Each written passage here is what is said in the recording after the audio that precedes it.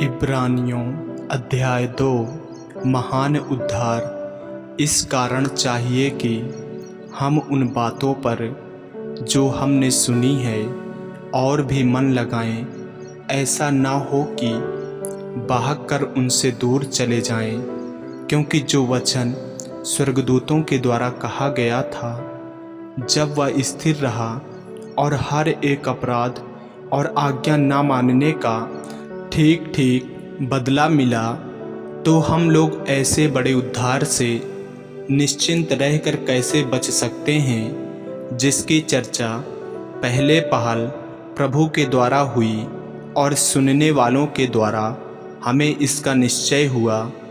और साथ ही परमेश्वर भी अपनी इच्छा के अनुसार चिन्हों और अद्भुत कामों और नाना प्रकार के सामर्थ्य के कामों और पवित्र आत्मा के वरदानों के बांटने के द्वारा इसकी गवाही देता रहा।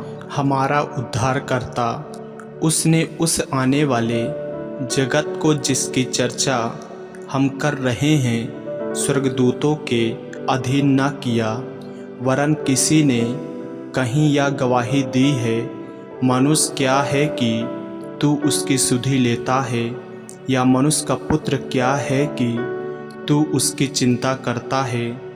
तूने उसे स्वर्गदूतों से कुछ ही कम किया, तूने उस पर महिमा और आदर का मुकुट रखा और उसे अपने हाथों के कामों पर अधिकार दिया। तूने सब कुछ उसके पांव के नीचे कर दिया, इसलिए जबकि उसने सब कुछ उसके अधीन कर दिया, तो उसने कुछ भी रख न छोड़ा जो उसके अधीन ना हो। पर हम अब तक सब कुछ उसके अधीन नहीं देखते, पर हम यीशु को, जो स्वर्गदूतों से कुछ ही कम किया गया था, मृत्यु का दुख उठाने के कारण महिमा और आदर का मुकुट पहने हुए देखते हैं, ताकि परमेश्वर के अनुग्रह से वह हर एक मनुष्य के लिए मृत्यु का स्वाद चखे।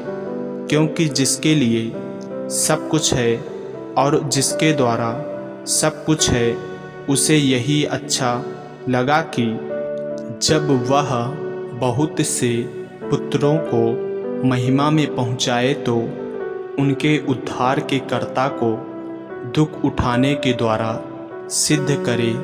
क्योंकि पवित्र करने वाला और जो पवित्र किए जाते हैं, सब एक ही मूल्य से हैं। इसी कारण वह उन्हें भाई कहने से नहीं लजाता। वह कहता है, मैं तेरा नाम अपने भाइयों को सुनाऊंगा, सभा के बीच में मैं तेरा भजन गाऊंगा। और फिर यह मैं उस पर भरोसा रखूंगा।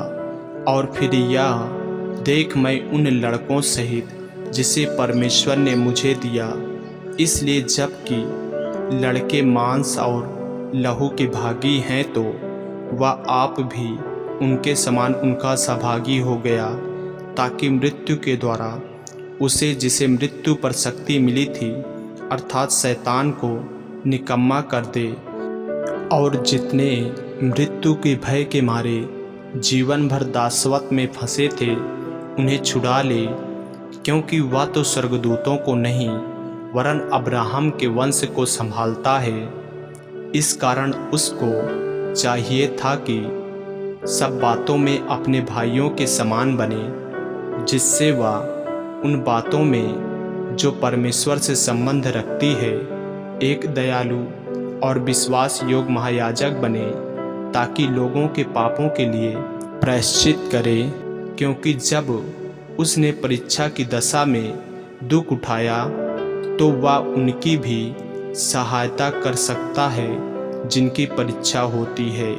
आमीन। मेरे प्रियो, यदि आप इस चैनल पर नए हैं, यदि आपने अभी तक हमारे चैनल को सब्सक्राइब नहीं किए हैं, तो हमारे चैनल को सब्सक्राइब करें और बेल आइकन के बटन को दबाएं। और यदि आप हमारे फेसबुक पेज पर नए हैं, तो हमारे पवित्र बाइबल को फॉलो करें, लाइक करें, ताकि परमेश्वर का वचन आप तक पहुंच सके। जय मसीह की। प्रभु आपको आशीष दे।